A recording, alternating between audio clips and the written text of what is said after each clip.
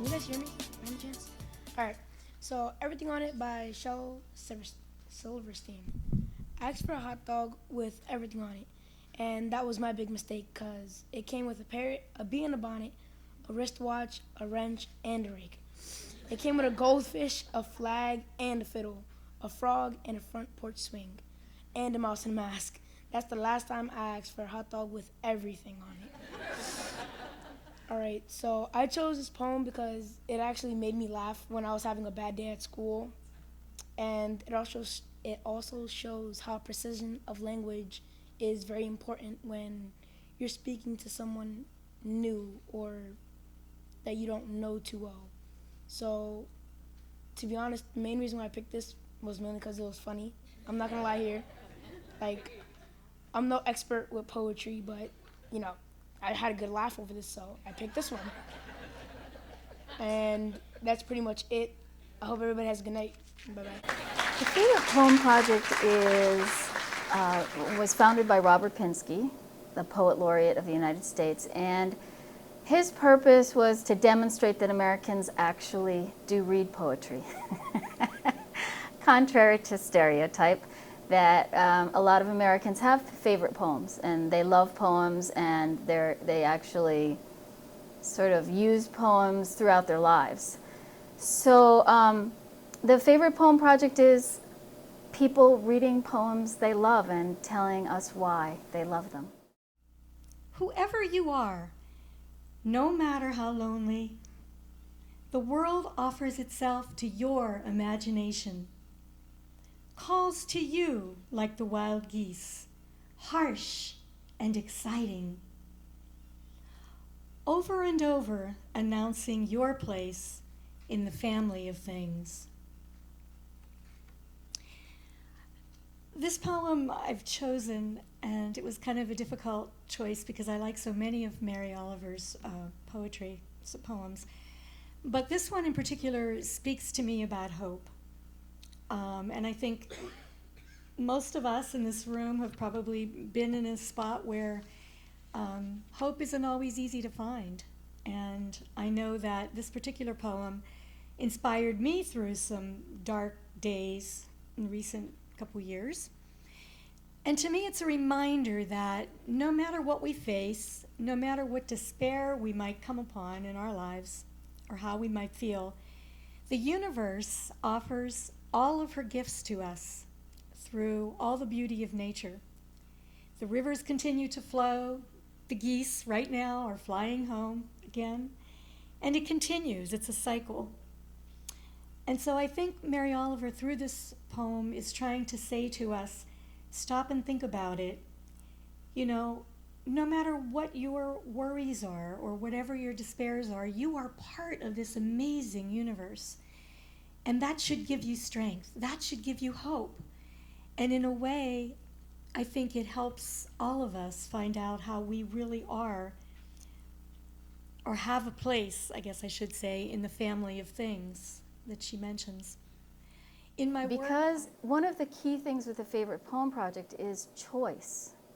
So many times we dictate to students, you know, you must read this novel or you must read this passage.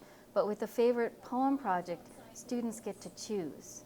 I put a bunch of poetry books in front of them and they browse. And then they find one that they have a connection to. And because they have that connection to the poem, they begin to feel ownership of that, of those words. And I think it's a way into students falling in love with literature, falling in love with reading. My favorite poem is Mary Had a by John Shushka and Lane Smith. Mary had a little worm. She thought it was a chigger, but everything that Mary ate only made it bigger. It came with her to school one day and gave the kids a fright, especially when the teacher said, "Now that's a parasite." I like this poem because it's really funny and it's like a copycat of Mary Had a little lamb, and it's really disgusting and weird. so that's why I like it. The favorite poem project and language barriers do not exist. And we actually had a student from Vietnam submit a poem. He submitted it in English, and when I talked to his teacher, I found out his English level, and then I went and met him, and he is a learning English speaker. He is not fluent yet, and we decided he's going to read the poem in Vietnamese, and he will tell his connection to the poem in English. Nhưng kể làm chi nữa, bạn lòng ơi, hai đứa kia như sống dưới hai trời, chỉ khác bởi không cùng chung một tổ.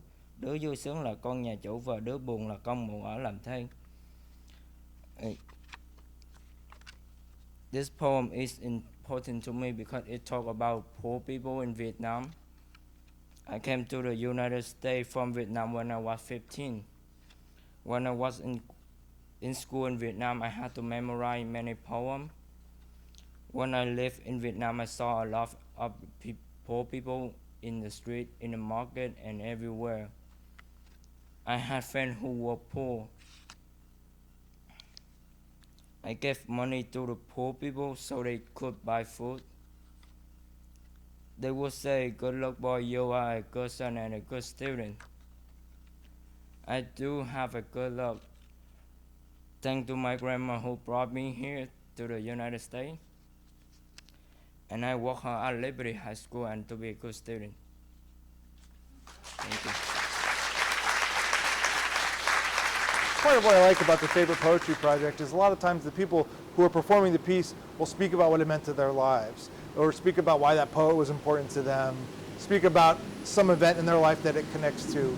So by sharing their own personal stories through the poem, a lot of times poetry says things that it's hard for us to say with regular speech or in everyday life. So the poem will tap into something that we've experienced but had trouble expressing maybe. I dream a world where man, no other man will scorn, where love will bless the earth and peace its path adorn. I dream a world where all will know sweet freedom's way, where greed no longer saps the soul, nor avarice blights our day.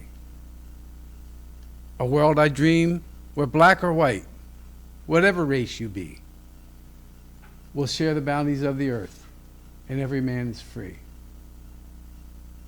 Where wretchedness will hang its head, and joy, like a pearl, attends the needs of all mankind.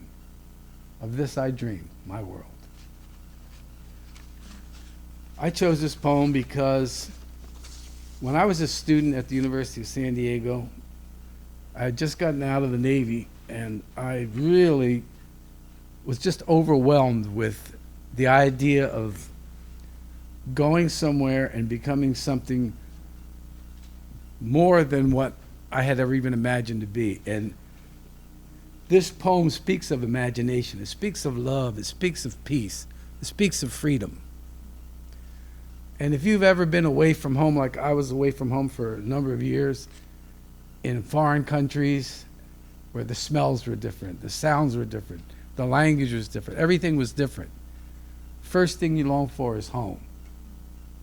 And when you think of home, you want it to be a place where people are gentle and kind and not always insulting one another. And you want it to be a place where people will address you as brother, as friend. And we didn't see too much of that for about 4 years. So when I was first exposed to black literature and black writers, I was just totally amazed. I really had never met any educated black person.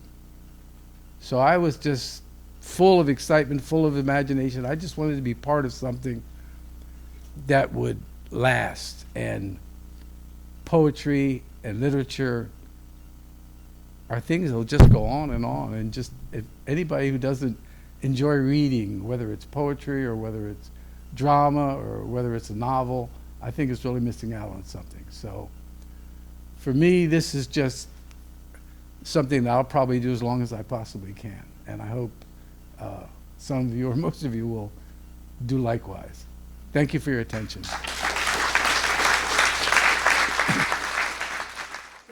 Then their job is going to be to sit down and write down as many lines as they can remember. It's actually quite astonishing because it seems like such a simple thing. Choose a favorite poem, read it to us, and tell us why you like it. But the thing about poetry is that it cuts through all the unnecessary. It's only what's essential, and it goes straight to the heart. So when you ask someone to choose a favorite poem, they're actually looking deep inside themselves and questioning what's most important to me. And I found something really incredible is that I get a connection to that person that I wouldn't get otherwise. Even if I know that person very well, I learn something new about them because they're sharing something very intimate. And somehow the poem makes that safe. You know, it's like a platform. It's like, here, I give this gift to you. This is from my heart. And it's really incredible. Hold fast your dreams, for if dreams die, life is a broken winged bird that cannot fly. Hold fast your dreams, for when dreams go, life is a burning field frozen with snow. This poem means to me a lot, actually, because I have a lot of dreams that I want to see happen in the future. And I feel if you don't have dreams in life, it's probably going to be hard to see where your mindset and goal is going to be in the end. Life isn't always good for me, but in the end, I want to make my parents proud and my mom, even though my daddy can't be here.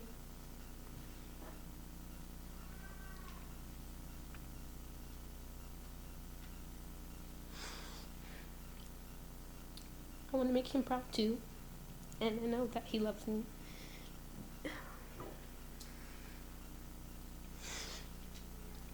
And I just want to make my family proud and everyone around me and my school and my community. And this poem means to me that dreams can get you far and you can be what you want to be in life. You just have to make sure that you have everything that you need to. And when I first saw this poem in Mrs. Cannon's class, I didn't really think of it much until I read it again. And I feel like this poem will always have a connection with me through my life. I had the same goal since I was 5, to become a singer. So hopefully that will come true. But if not, I kind of want to be a doctor. But yeah, this poem is important, and I hope it was important to you guys too.